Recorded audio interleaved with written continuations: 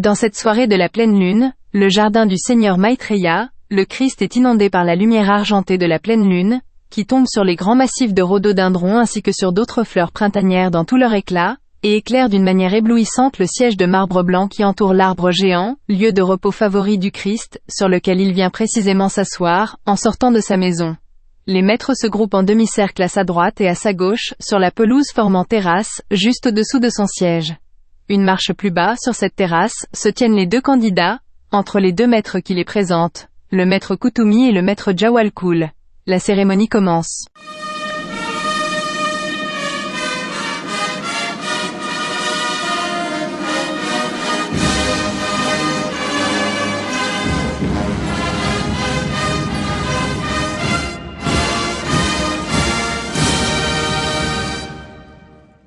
Le maître Kuthumi et le maître Jawalkul, conduisant les candidats, s'approchent d'un pas, et le Christ demande « Qui sont ceux que vous amenez aujourd'hui devant moi ?»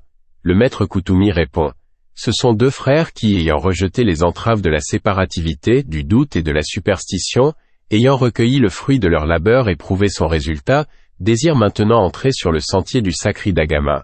Je les présente comme Gotrabu.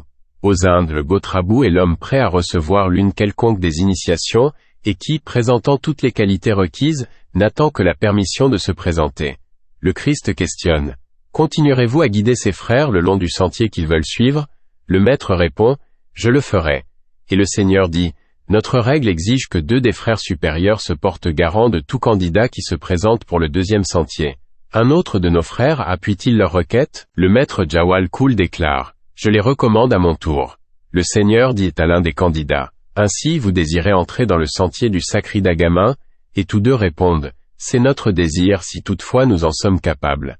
Le Christ poursuit, conformément à la coutume immémoriale de notre fraternité qui veut que des témoignages soient fournis à chaque initiation successive sur la manière dont les candidats ont employé les pouvoirs qui leur ont été confiés, et considérant qu'un pouvoir n'est vraiment tel que lorsqu'il en est fait usage pour le secours d'autrui, je demande, qui peut témoigner des services rendus par ces candidats depuis qu'ils ont déjà comparu devant nous et ont été admis dans la confrérie? Quel travail défini ont-ils fait par l'enseignement? Qui ont-ils aidé? Ces mots solennels sont à peine prononcés, jetant dans le monde comme une sorte d'appel à comparaître, qu'une multitude de témoins surgissent des quatre coins de l'horizon, et viennent se placer en silence au-dessus de cette scène, jetant des regards de reconnaissance sur les candidats qui en forment le centre. Le maître Kuthumi parle à son tour. Ces âmes accourues en foule, de bien des nations et de bien des pays, sont celles qui ont reçu de ces deux candidats mes élèves, lumière, force et réconfort. Des lèvres de mon fils le plus âgé, mon message exprimé a touché des milliers d'hommes et femmes. Il a travaillé sans répit à porter la lumière à ceux qui sont dans la nuit, et ceux-ci sont venus en témoigner. Il a d'autre part écrit un livre et de nombreux articles qui témoignent de son affectueux labeur pour son prochain. Mon fils plus jeune, ici le maître sourit tendrement, est encore bien jeune de corps pour le travail public, mais il a écrit un petit livre pour transmettre à d'autres l'enseignement que je lui ai donné, et ces autres, par dizaines de mille, l'aiment comme le guide qui les amène à nous. Ceux-là aussi sont venus apporter leur témoignage. Et d'innombrables voix s'écrient.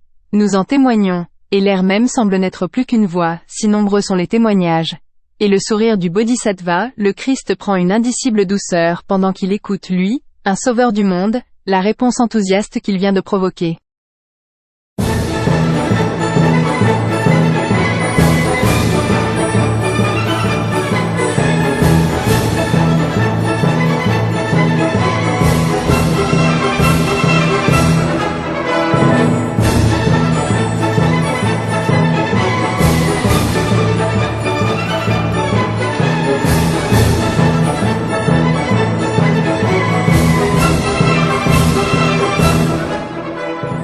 La foule des témoins se retire alors, pendant que la cérémonie se poursuit. Le Christ s'adresse ensuite aux candidats, approuvant le travail qu'ils ont accompli et exprimant l'espoir que les nouveaux pouvoirs qui vont leur être conférés seront employés aussi bien que l'ont été ceux qu'ils possèdent déjà. Il continue. Vous avez rejeté pour toujours les 3 entraves qui lient vos frères sur la terre et maintenant, votre propre liberté doit être employée à alléger pour eux le poids de ces entraves. Vous avez appris en toute certitude que l'idée du soi séparé est une illusion. Il vous faut maintenant imprimer cette certitude à vos véhicules inférieurs, afin qu'il n'y ait plus jamais de leur part aucune action, aucune pensée pour le soi séparé. mais qu'au contraire tout soit accompli pour le soi unique, opérant à travers tous. Voulez-vous vous efforcer d'agir ainsi sans interrompre vos efforts avant d'y être parvenu? Les candidats répondent, je le veux. Le Christ dit ensuite, vous avez rejeté l'entrave du doute. Vous savez que l'évolution est un fait, et que le processus de cette évolution est une perpétuelle plongée dans la matière, sous l'action de la loi du réajustement. Vous devez employer les pouvoirs qui vont vous être donnés, à faire cesser chez les autres le doute au sujet de ces faits vitaux, afin qu'ils puissent partager le bénéfice du savoir que vous avez acquis. Voulez-vous utiliser ces pouvoirs afin d'apporter la lumière à votre prochain? Les candidats répondent, je le veux. Et le Christ? Vous avez abandonné toute superstition, vous savez que l'homme peut trouver la lumière dans toute religion. Vous savez que les rites et les cérémonies n'ont pas de valeur intrinsèque, et que tout ce qui est accompli par leurs moyens peut l'être sans leur aide, par la connaissance et par la volonté. Par-dessus tout, vous êtes libérés de cette superstition qui croit à l'existence d'une puissance en courroux, derrière l'évolution. Vous savez que tout ce qui existe est compris dans l'universel amour, et que c'est l'évangile de l'amour universel que vous avez à répandre parmi les hommes. Voulez-vous essayer de chasser l'obscurité, en répandant cet évangile? Les candidats répondent, je le veux. Le Christ? N'oubliez jamais que la seule obscurité qui existe résulte de l'ignorance et de l'illusion. C'est à juste titre qu'il a été dit, tout ce qui nous est donné de bon descend d'en haut, et nous vient du Père de lumière, en lequel il n'y a pas l'ombre d'un changement. En lui n'existe nulle trace d'obscurité. Mais les hommes tournent le dos à sa lumière et cheminent dans leur propre ombre, se plaignant alors de l'obscurité. Les candidats subissent ensuite certaines épreuves au sujet du travail sur le plan mental. Le Seigneur leur fait examiner quelques habitants du monde céleste, de la catégorie de ceux qui seraient dans l'avenir confiés à leurs soins, et leur demande ce qu'ils feraient pour porter aide dans chaque cas particulier, en tenant compte des limites qu'ils auraient à subir dans ce travail. L'un de ces cas est celui d'un moine du Moyen-Âge, rempli de dévotion, mais ayant des idées très bornées au sujet de Dieu, des saints et de l'Église, et le Seigneur demande au candidat ce qu'il ferait pour aider à son évolution. Une fois ces épreuves passées avec succès par les candidats, ceux-ci sont conduits au Seigneur Maitreya, le Christ, et s'agenouillent devant lui. Le Seigneur se lève alors, et se tournant du côté de Shambhala, il s'écrie à haute voix, « Fais-je ceci, ô Seigneur de lumière, de vie et de gloire, en ton nom et pour toi ?» Aussitôt, apparaît au-dessus de lui l'étoile de feu, apportant le consentement de l'initiateur unique, ou Sanat Kumara ou Melchisédek, et l'auguste figure du Seigneur Gautama Bouddha s'illumine d'un éclat aveuglant, tandis qu'il élève la main droite pour donner sa bénédiction. Le Mahachohan se lève également pour ajouter sa propre bénédiction, pendant que le Bodhisattva, le Christ, impose ses mains sur chacune des deux têtes inclinées, et tous se prosternent en un révérend hommage devant les êtres puissants.